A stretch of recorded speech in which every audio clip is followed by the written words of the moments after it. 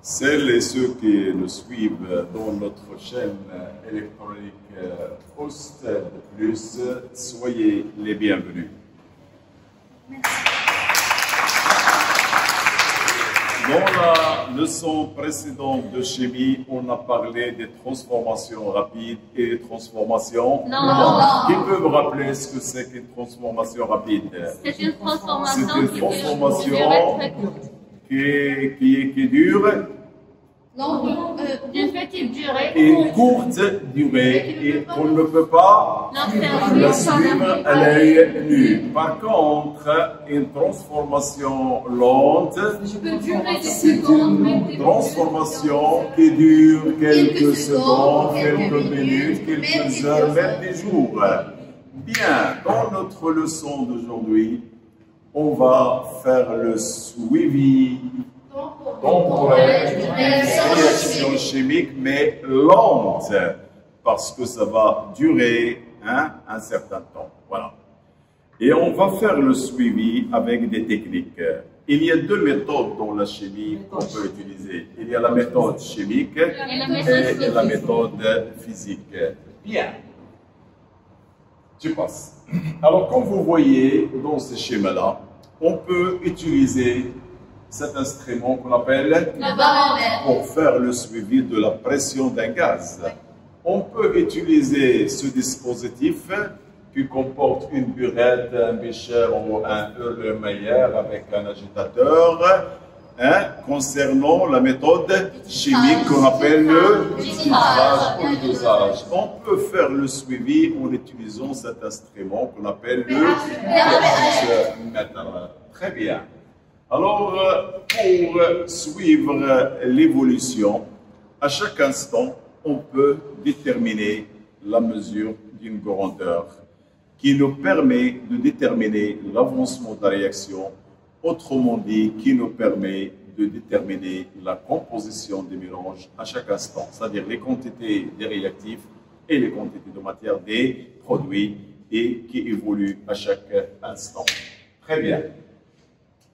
Alors, la grandeur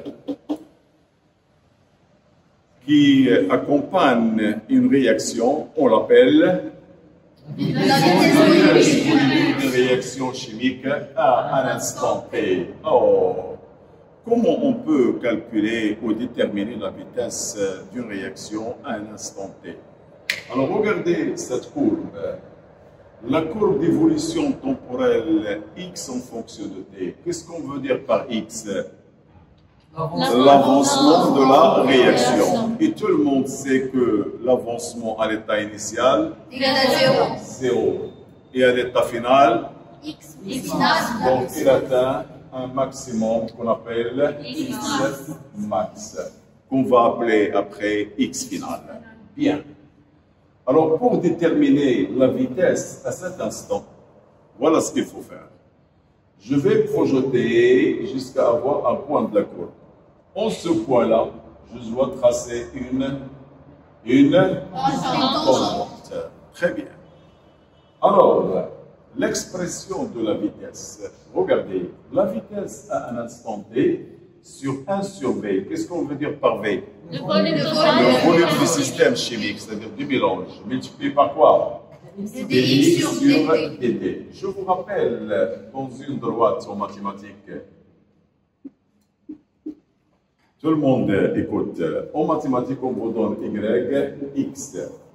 Alors, comment on calcule le coefficient directeur d'une droite? Je choisis deux points. Et je vais projeter pour avoir ici l'ordonnée y2, y1.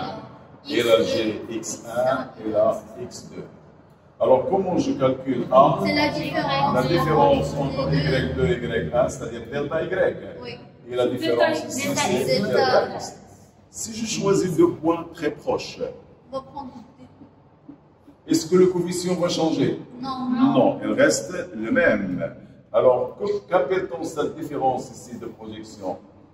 dy. Et petite différence de y. Et ici, dx. et petite différence de x. Alors ça va devenir dy sur x. Maintenant, je change le variable.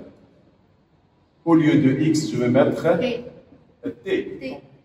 Au lieu de y, je vais mettre quoi? X. Qu'est-ce que je vais avoir comme coefficient directeur? Allez-y. dx sur dt.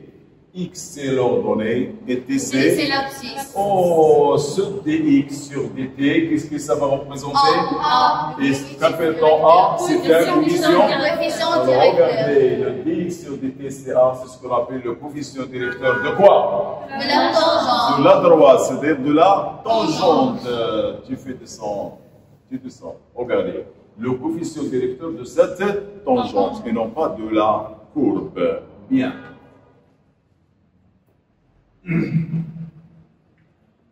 Alors,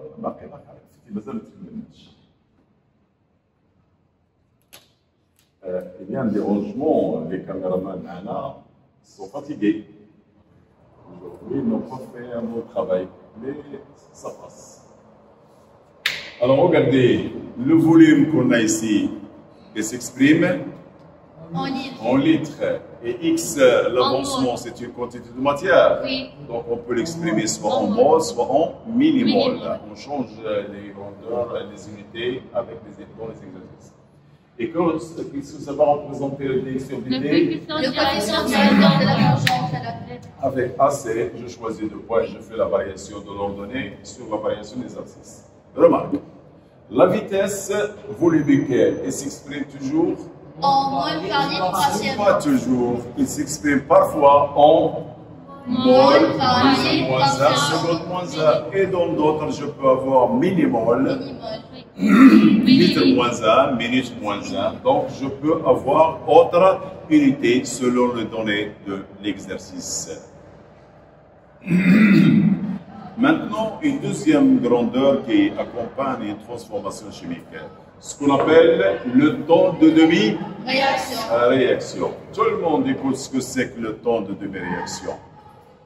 Le temps de demi-réaction d'un système chimique, c'est la durée nécessaire pour que l'avancement X parvienne à la moitié de sa valeur finale. C'est-à-dire, à l'instant t égale t1,5, x égale x1,5, c'est-à-dire quoi? X max sur 2.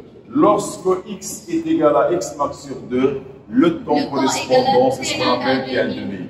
Regardez la courbe de l'avancement. Où est x final ou x max?